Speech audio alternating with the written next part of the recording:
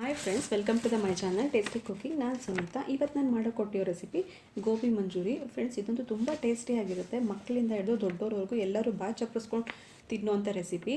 ಇದು ನಾವು ಹೋಟೆಲ್ಗಳಲ್ಲಿ, ರೆಸ್ಟೋರೆಂಟ್ಗಳಲ್ಲಿ ಏನಾದರೂ ಹೋದರೆ ಸ್ಟಾರ್ಟರ್ಗಳಾಗಿ, ಈವ್ನಿಂಗ್ ಸ್ನ್ಯಾಕ್ಸ್ಗಳಾಗಿ ಖಂಡಿತ ಇದನ್ನು ಆರ್ಡ್ರ್ ಮಾಡೇ ಮಾಡ್ತೀವಿ. ಇದು ಕೆಲವೊಂದು ಟಿಪ್ಸ್ಗಳನ್ನ ಯೂಸ್ ಮಾಡಿದ್ರೆ ರೆಸ್ಟೋರೆಂಟ್ ಸ್ಟೈಲಲ್ಲಿ ನಾವು ಮನೆಯಲ್ಲಿ ಪ್ರಿಪೇರ್ ಮಾಡ್ಬೋದು. ಬನ್ನಿ ಫ್ರೆಂಡ್ಸ್, ಆ ಸ್ಟೈಲಲ್ಲಿ ಯಾವ ರೀತಿ ಮಾಡ್ಬೋದು ಅಂತ ನೋಡೋಣ. ಮೊದಲನೇದಾಗಿ ನಾನು 1 ಲೀಟರ್ಷ್ಟು ನೀರು ಇಟ್ಕೊಂಡಿದ್ದೀನಿ. ನೀರು ಕಾದ ನಂತರ 1 ಟೇಬಲ್ ಸ್ಪೂನ್ ಆಗುವಷ್ಟು ಉಪ್ಪು ಹಾಕ್ಕೊಳ್ತಾ ಇದ್ದೀನಿ. ಅರ್ಧ ಟೇಬಲ್ ಸ್ಪೂನಷ್ಟು ಅರಿಶಿನ. ಸೊ ಇದನ್ನೆಲ್ಲ ಹಾಕ್ಕೊಂಡು ಚೆನ್ನಾಗಿ ಒಂದ್ಸಲ ಮಿಕ್ಸ್ ಮಾಡ್ಕೊಳ್ಳೋಣ. ಆನಂತರ ನಾನು ಗೋಬಿನ ತೊಗೊಂಡು ಸಣ್ಣ ಸಣ್ಣ ಹೋಳ್ಗಳಾಗಿ ಕಟ್ ಮಾಡಿಕೊಂಡು ಒಂದು 2 ಸಲ ವಾಶ್ ಮಾಡಿ ಇಟ್ಕೊಂಡಿದ್ದೀನಿ. ಸೊ ನಿಮಗೆ ಯಾವ ಸೈಜಿಗೆ ಬೇಕಾದರೆ ಆ ಸೈಜ್ಗೆ ಕಟ್ ಮಾಡ್ಕೊಳ್ಬೋದು. ಸೊ ಈಗ ನೀರಿಗೆ ಹಾಕ್ಕೊಂಡು ಚೆನ್ನಾಗಿ ಮಿಕ್ಸ್ ಮಾಡ್ಕೊಳ್ಳೋಣ. ಸೊ ಇದು ಒಂದು ಬಾಯ್ಲ್ ಬರೋವರೆಗೂ ಇದನ್ನು ಬೇಯೋಕ್ಕೆ ಬಿಡೋಣ. 1 ಬಾಯ್ಲ್ ಸಾಕು, ಜಾಸ್ತಿ ಇದು ಬೇಯೋದು ಅವಶ್ಯಕತೆ ಇಲ್ಲ. ಸೊ ಇದಾದ ನಂತರ ಒಂದು 3 ಟೇಬಲ್ ಸ್ಪೂನ್ ಆಗೋಷ್ಟು ನಾನು ಕಾರ್ನ್ಫ್ಲೋರ್ ತೊಗೊಂಡಿದ್ದೀನಿ. ಆನಂತರ ಒಂದು 2 ಟೇಬಲ್ ಸ್ಪೂನ್ ಆಗೋಷ್ಟು ಮೈದಾ ಹಿಟ್ಟನ್ನ ಕೂಡ ತೊಗೊಂಡಿದ್ದೀನಿ. ಇದಾದ ನಂತರ ಒಂದು 2 ಪಿಂಚಷ್ಟು ನಾನು ಫುಡ್ ಕಲರ್ನ ತೊಗೊಂಡಿದ್ದೀನಿ. ಫುಡ್ ಕಲರ್ ಆಪ್ಷನಲ್ಲು, ಇದು ನಿಮಗೆ ಬೇಡ ಅಂದ್ಕೊಂಡ್ರೆ ಸ್ಕಿಪ್ ಮಾಡ್ಕೊಳ್ಬೋದು. ಆನಂತರ ಅರ್ಧ ಟೇಬಲ್ ಸ್ಪೂನ್ ಆಗೋಷ್ಟು ಉಪ್ಪು. ಆನಂತರ 1 ಟೇಬಲ್ ಸ್ಪೂನ್ ಆಗೋಷ್ಟು ಖಾರದ ಪುಡಿ. ಇವನ್ನೆಲ್ಲ ಒಂದ್ಸಲಿ ಡ್ರೈ ಮಿಕ್ಸ್ ಮಾಡ್ಕೊಳ್ಳೋಣ. ಆನಂತರ ಬೇಯಿಸ್ಕೊಂಡಂತಹ ಗೋಬಿಗಳನ್ನ ಹಾಕ್ಕೊಂಡು ಚೆನ್ನಾಗಿ ಮಿಕ್ಸ್ ಮಾಡ್ಕೊಳ್ಳೋಣ.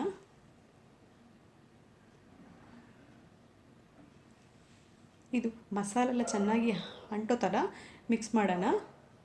ಇದು ಕೈಯಲ್ಲಿ ಮಿಕ್ಸ್ ಮಾಡಿದ್ರೇ ತುಂಬ ಚೆನ್ನಾಗಿ ಕೋಟ್ ಆಗುತ್ತೆ ಮಸಾಲೆ ಎಲ್ಲ.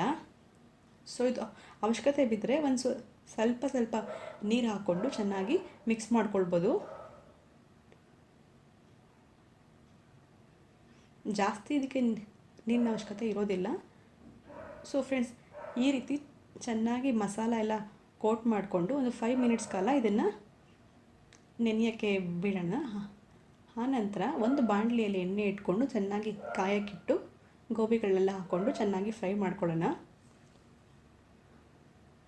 ಫ್ರೆಂಡ್ಸ್, ನನ್ನ ಚಾನಲ್ ಯಾರಾದರೂ ಫಸ್ಟ್ ಟೈಮ್ ನೋಡೋರಾಗಿದ್ದರೆ ಸಬ್ಸ್ಕ್ರೈಬ್ ಮಾಡಿ ಆ್ಯಂಡ್ ಪಕ್ಕದಲ್ಲಿರೋ ಬೆಲ್ ಐಕಾನನ್ನು ಕೂಡ ಕ್ಲಿಕ್ ಮಾಡಿ. ಇಮಿಡಿಯೇಟಾಗಿ ನನ್ನ ಹೊಸ ವಿಡಿಯೋ ನೋಟಿಫಿಕೇಷನ್ ನಿಮಗೆ ಸಿಗುತ್ತೆ.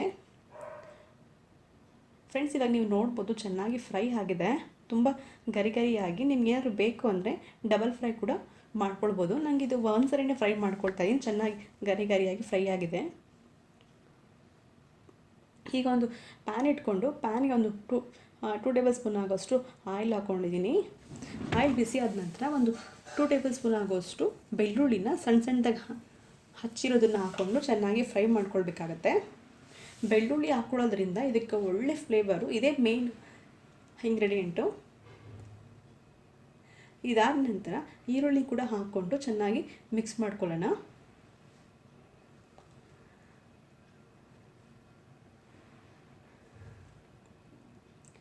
ಈರುಳ್ಳಿ ಎಲ್ಲ ಚೆನ್ನಾಗಿ ಫ್ರೈ ಆದ ನಂತರ ಅರ್ಧ ಕಪ್ಪಷ್ಟು ನಾನು ಶಿಮ್ಲಾ ಮಿರ್ಚನ್ನ ತೊಗೊಳ್ತಾ ಇದ್ದೀನಿ.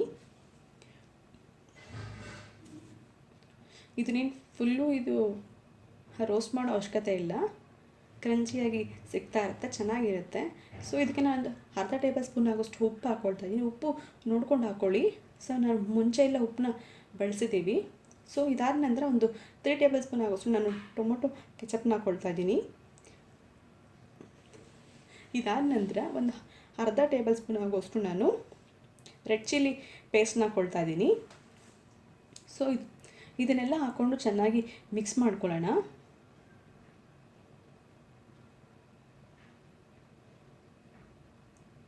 ಸೊ ಫ್ರೆಂಡ್ಸ್, ಇದೆಲ್ಲ ಚೆನ್ನಾಗಿ ಮಿಕ್ಸ್ ಆದ ನಂತರ 1 ಟೇಬಲ್ ಸ್ಪೂನ್ ಆಗೋಷ್ಟು ನಾನು ಸೋಯಾ ಸಾಸ್ನ ಕೂಡ ಹಾಕ್ಕೊಳ್ತಾ ಇದ್ದೀನಿ.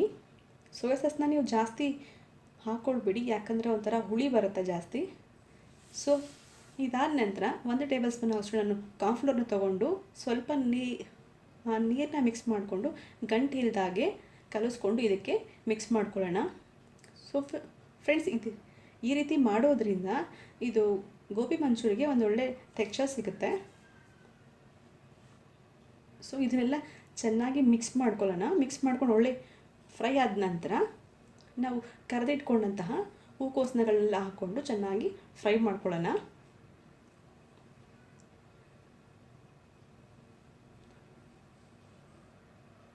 ಸೊ ಫ್ರೆಂಡ್ಸ್, ಈಗ ನಾವು ಗೋಬಿ ಹಾಕಿದ ತಕ್ಷಣ ಫ್ಲೇಮ್ನ ಇದು ರೈಸ್ ಮಾಡಿಬಿಟ್ಟು ಚೆನ್ನಾಗಿ ಫ್ರೈ ಮಾಡಬೇಕಾಗತ್ತೆ. ಲೋ ಫ್ಲೇಮಲ್ಲಿ ಹಾಕಿದ್ರೆ ಇದು ಅಷ್ಟೊಂದು ಟೇಸ್ಟ್ ಬರಲ್ಲ. ಹೈ ಫ್ಲೇಮ್ ಇಟ್ಟು ಚೆನ್ನಾಗಿ ಫ್ರೈ ಮಾಡೋಣ. ಫ್ರೆಂಡ್ಸ್, ನೋಡಿದ್ರಲ್ಲ, ಇವಾಗ ಇದು ರೆಡಿ ಆಗಿದೆ.